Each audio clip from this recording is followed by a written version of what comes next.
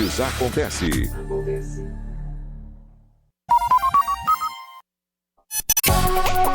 Saber, entender, compreender, conhecer, descobrir, ouvir. Bandeirantes acontece.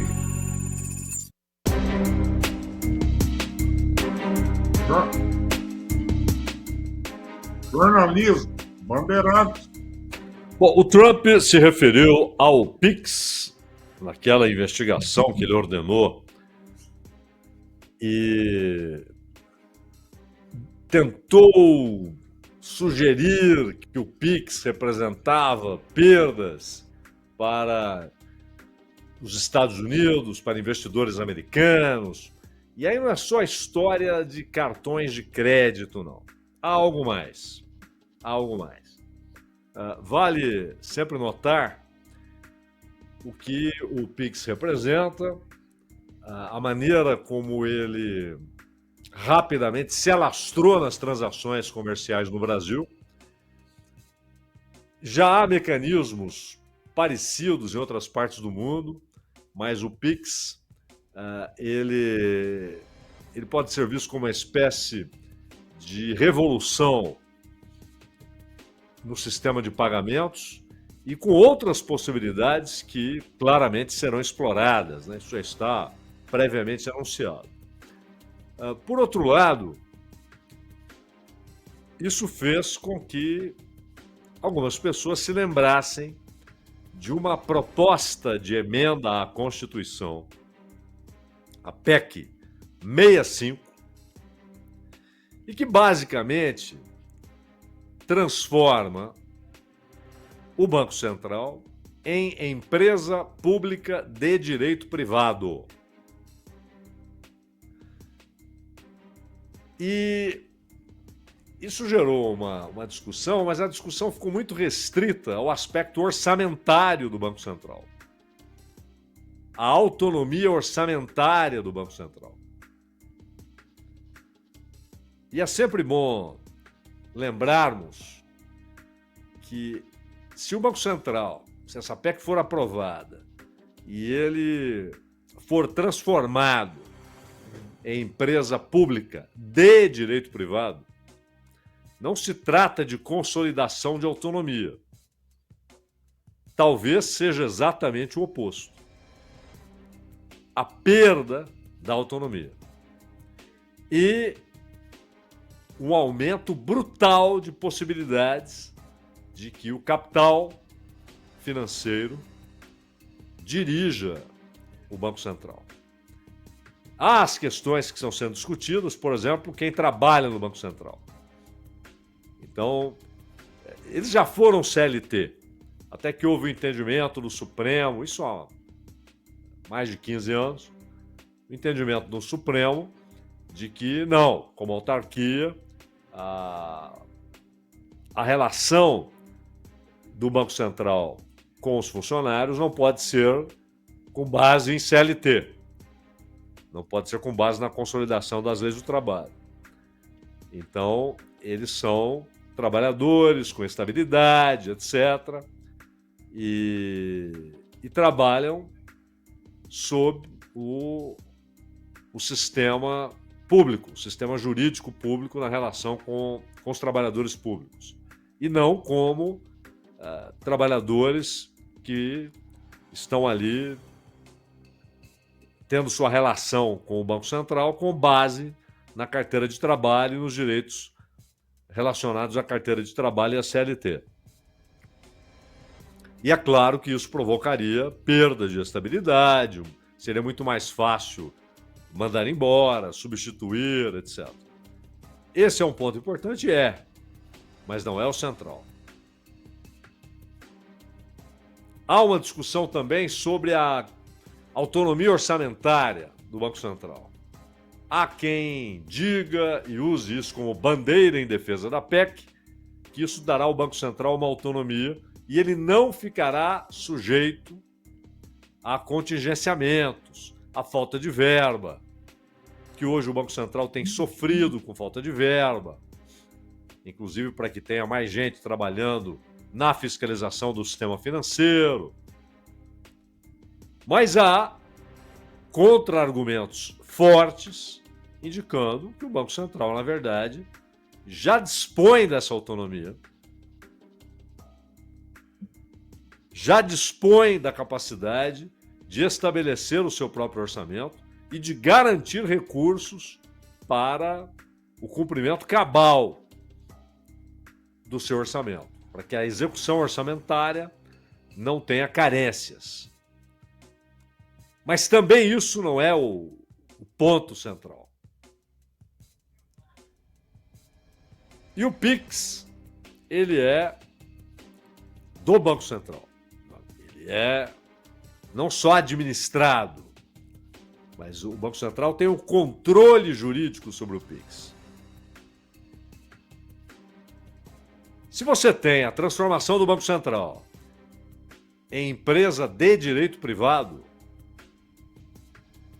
isso significaria a transferência do controle desse sistema para uma empresa de direito privado. E a empresa de direito privado significa também uma empresa aberta a aportes privados. Mas não é só isso. O Banco Central trata de assuntos que são claramente identificados como funções do Estado, assuntos pertinentes exclusivamente ao Estado, inclusive reservas monetárias de trilhões de reais ou centenas de bilhões de dólares, quase 400 bilhões de dólares em reservas. Mas também não é só isso. O Banco Central, ele tem a função que é claramente uma função de Estado, de tentar estabelecer os limites da expansão ou da retração da base monetária. A Selic é apenas um dos instrumentos. Você tem depósito compulsório, você tem outras maneiras de controlar a base monetária, ou seja, o dinheiro em circulação. O dinheiro que circula, os reais que circulam na sociedade. Isso não é atribuição do Estado? É óbvio. Em nenhum lugar do mundo essa atribuição foi transferida para o setor privado. Nem na Alemanha, nem nos Estados Unidos, nem no Canadá, nem na França, nem na Suíça. Por mais aberta que seja a economia de um país, essa é uma atribuição claramente do Estado. E no Brasil, isso significaria ou tirar essa função do Banco Central, o que seria estranhíssimo, ou deixar essa função a cargo de uma empresa de direito privado, empresa pública, porque pública. E aqui pública, vale notar, não é no sentido de empresa do Estado. O Banco Central hoje não é uma empresa. A PEC o transforma em uma empresa. Empresa o quê? Pública. Pública no sentido de aberta. Inclusive para aportes privados. E de direito privado. Então, essas atribuições todas que são inerentes ao Estado e que estão entregues ao Banco Central, elas não estão sendo discutidas. Estão discutindo o orçamento do Banco Central, a situação dos funcionários do Banco Central, e tudo isso é muito importante. Mas essas questões não são o centro da PEC. O centro das consequências da PEC. Agora,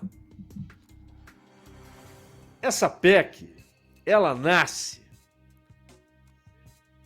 de uma ideia apresentada. Eu não disse que é dele.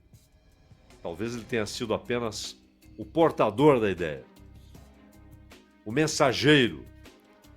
Mas ela foi apresentada por Roberto Campos Neto, ex-presidente do Banco Central. Ele ainda era o presidente do Banco Central, apresentou essa ideia. Então, é claro, é preciso saber o que pensa a respeito o atual presidente do Banco Central. Galípolo. E o Galípolo, Gabriel Galípolo, na semana passada, ele disse que agora é apenas uma questão de entender qual o texto de consenso. O texto possível, mas ele é favorável à PEC 65. Mas ele foi além. Ele disse que as conversas não apenas com o Congresso Nacional, mas que as conversas com o governo estão indo muito bem. Ele disse que houve, lá atrás, alguma resistência. Mas agora, quinta-feira passada, o Galípolo disse que houve declarações favoráveis à PEC, não só do ministro da Fazenda, Fernando Haddad, quanto por parte de outros ministros. E que inicialmente o PT era contra. Mais forte que isso, disse que muitos agentes do governo não queriam ver avanço quando era uma proposta identificada com Roberto Campos Neto, mas que agora está tudo bem. Palavras de Galípolo. As conversas têm avançado muito bem. Diversos ministros estão envolvidos no processo. Disse que o papel do Banco Central neste momento é de apoio ao diálogo com questões técnicas. Ou seja, na opinião do Galípolo, a pertinência,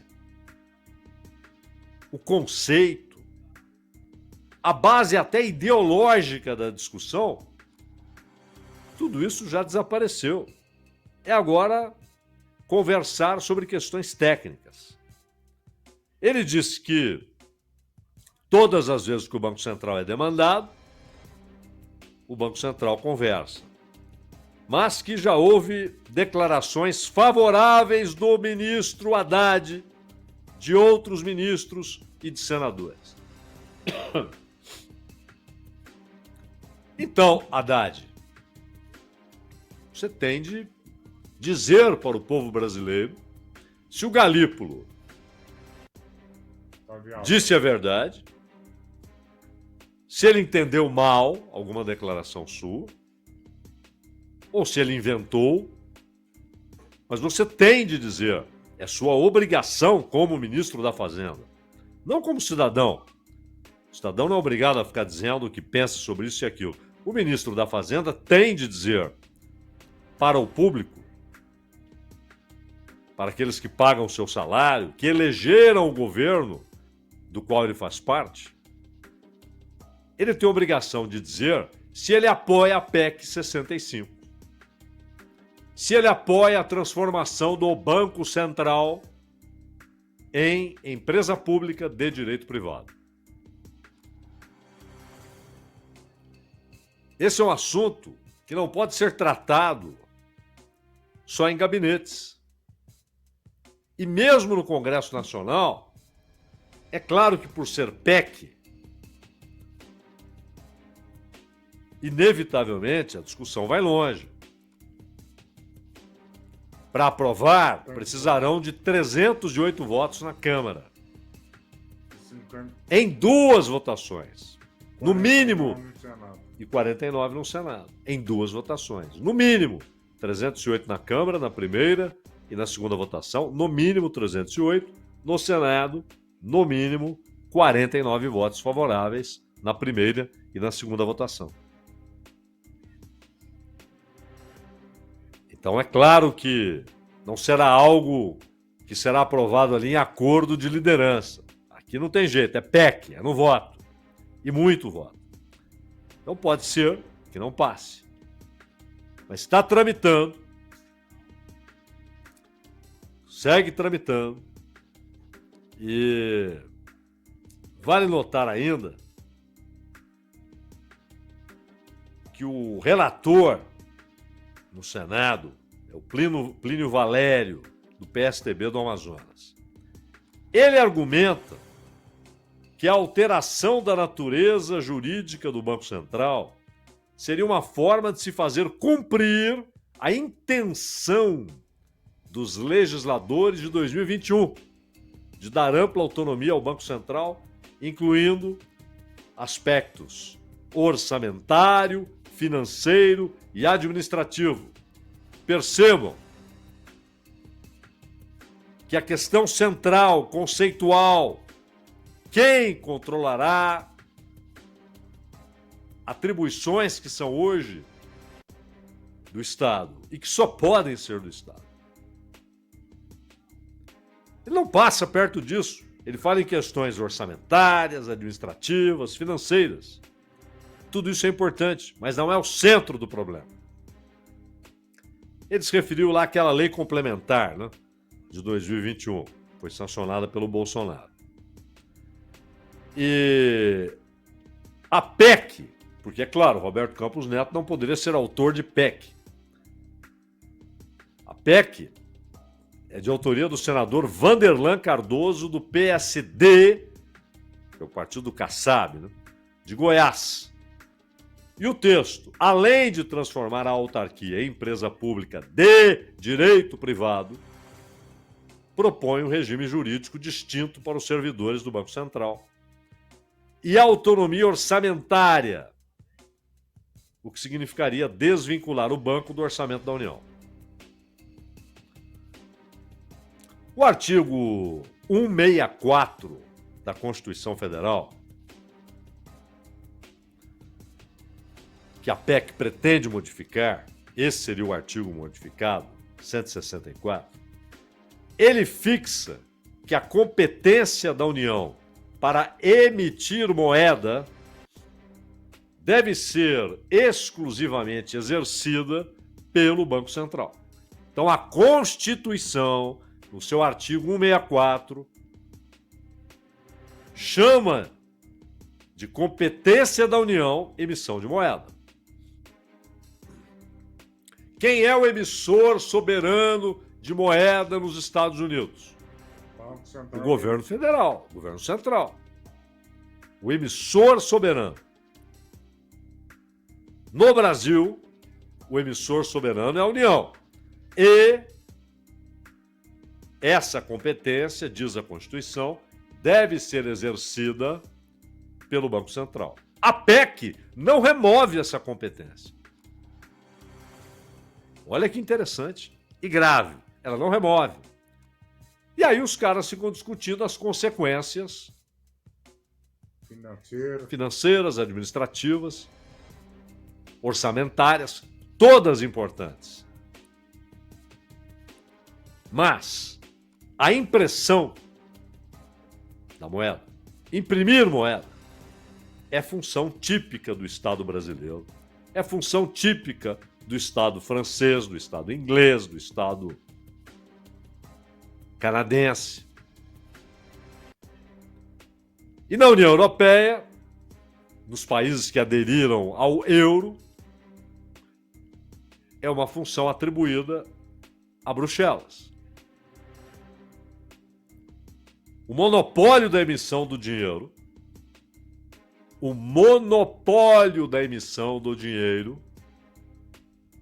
é característica típica do Estado.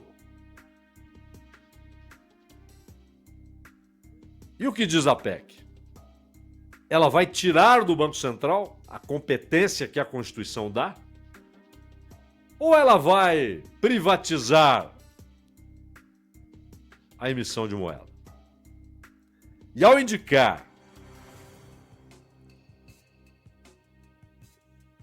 esse risco, ao abrir esse risco, é preciso associar a PEC ao termo senhoriagem, que está no texto. Uso de receitas de senhoriagem para financiamento das despesas do Banco Central.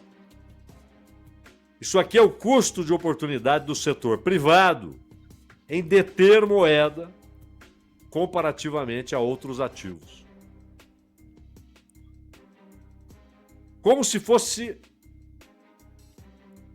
atribuição do setor privado e não do Estado. É muito sério. É muito sério. Mas ali ficam discutindo, vai ter mais autonomia orçamentária. Isso é importante, mas não é central. As atribuições do Banco Central, e no caso específico do Brasil, isso se relaciona também com o PIX, como meio de pagamento, que tem controle do Banco Central. Isso não entra em discussão. E aí vem o autor da PEC, vem o relator da PEC, e eles tratam de questões que são importantes, mas não são centrais. Não são conceituais, ideológicas. Sim, a causa da PEC é ideológica. É mais uma tentativa de avanço do capital financeiro sobre o Estado, que já é subjugado pelo sistema da dívida, pelos títulos. Subjugado. Subjugado. O dinheiro público é para pagar o serviço da dívida, que virou uma maneira de acumular capital e garantir lucros sem riscos da atividade produtiva, independentemente do estágio da atividade produtiva, se é um momento de recessão, de expansão, de investimento, de desinvestimento, não importa, aquilo é garantido. O Estado já tornou-se refém do capital financeiro. Mas seria uma maneira de avançar sobre atribuições do Estado. Atribuições capitais, né? Primordiais do Estado.